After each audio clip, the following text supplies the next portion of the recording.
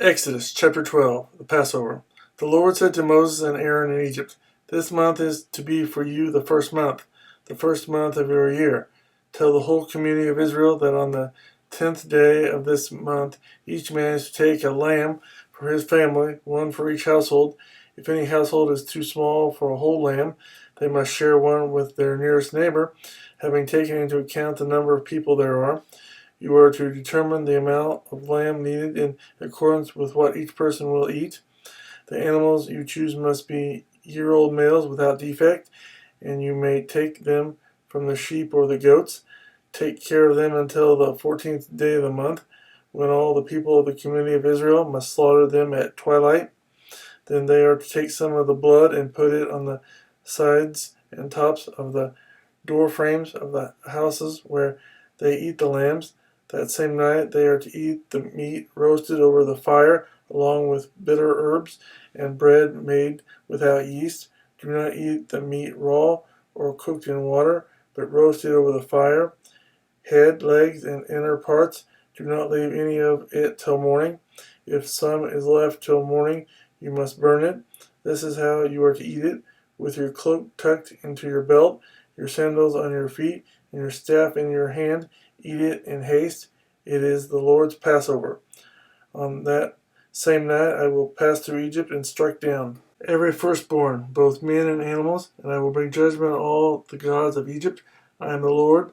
The blood will be a sign for you on the houses where you are, and when I see the blood, I will pass over you. No destructive plague will touch you when I strike Egypt. This is the day you are to commemorate. For the generations to come, you shall celebrate it as a festival to the Lord, a lasting ordinance. For 7 days you are to eat bread made without yeast. On the first day, remove the yeast from your houses, for whoever eats anything with yeast in it from the first day through the 7th must be cut off from Israel. On the first day, hold a sacred assembly, and another one on the 7th day. Do no work at all on these days except to prepare food for everyone to eat. That is all you may do.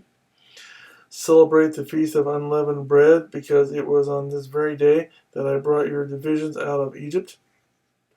Celebrate this day as a lasting ordinance for the generations to come. In the first month you are to eat bread made without yeast from the evening of the 14th day until the evening of the 21st day. For 7 days no yeast is to be found in your houses, and whoever eats anything with yeast in it must be cut off from the community of Israel. Whether he is an alien or native born, eat nothing made with yeast. Wherever you live, you must eat unleavened bread. Then Moses summoned all the elders of Israel and said to them, "Go at once and select the animals for your families and slaughter the Passover lamb. Take a bunch of hyssop, dip it into the blood in the basin, and put some of the blood on the top and on both sides of the door frame. Not one of you shall go out the door of his house until morning. When the Lord goes through the land to strike down the Egyptians, he will see the blood on the top and sides of the door frame and will pass over that doorway, and he will not permit the destroyer to enter your house and strike you down. Obey these instructions as a lasting ordinance for you and your descendants when you enter the land that the Lord will give you as he promised. Observe this ceremony, and when your children ask you, 'What does this ceremony mean to you?' then tell them it is the Passover sacrifice to the Lord, who passed over the house of the Israelites in Egypt and spared our homes when he struck down the Egyptians." Then the people bowed down and worshipped. The Israelites did just what the Lord commanded Moses and Aaron. At midnight the Lord struck down all the firstborn in Egypt, from the firstborn of Pharaoh, who sat on the throne, to the firstborn of the prisoner who was in the dungeon, and the firstborn of all the livestock as well. Pharaoh and all his officials and all the Egyptians got up during the night, and there was loud wailing in Egypt, for there was not a house without someone dead. The Exodus. During the night Pharaoh summoned Moses and Aaron and said, "Up, leave my people.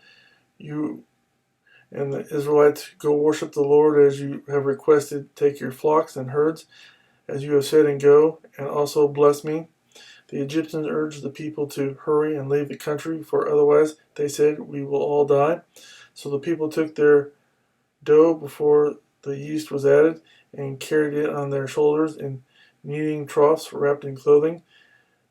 The Israelites did as Moses instructed and asked the Egyptians for articles of silver and gold and for clothing.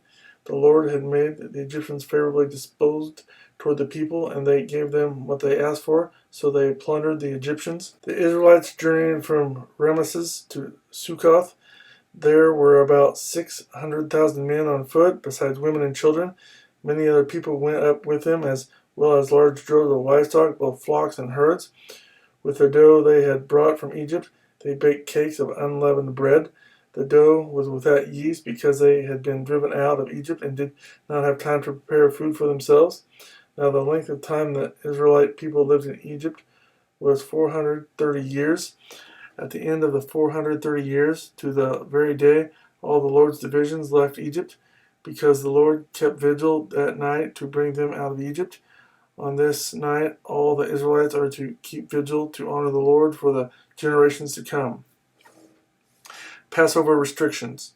The Lord said to Moses and Aaron, "These are the regulations for the Passover. No foreigner is to eat of it. Any slave you have bought may eat of it after you have circumcised him, but a temporary resident and a hired worker may not eat of it. It must be eaten inside one house. Take none of the meat outside the house. Do not break any of the bones. The whole community of Israel must celebrate it. An alien living among you who wants to celebrate the Lord's Passover must have all the males in his household circumcised. Then he may take part like one born in the land. No uncircumcised male may eat of it. The same law applies to the native born and to the alien living among you."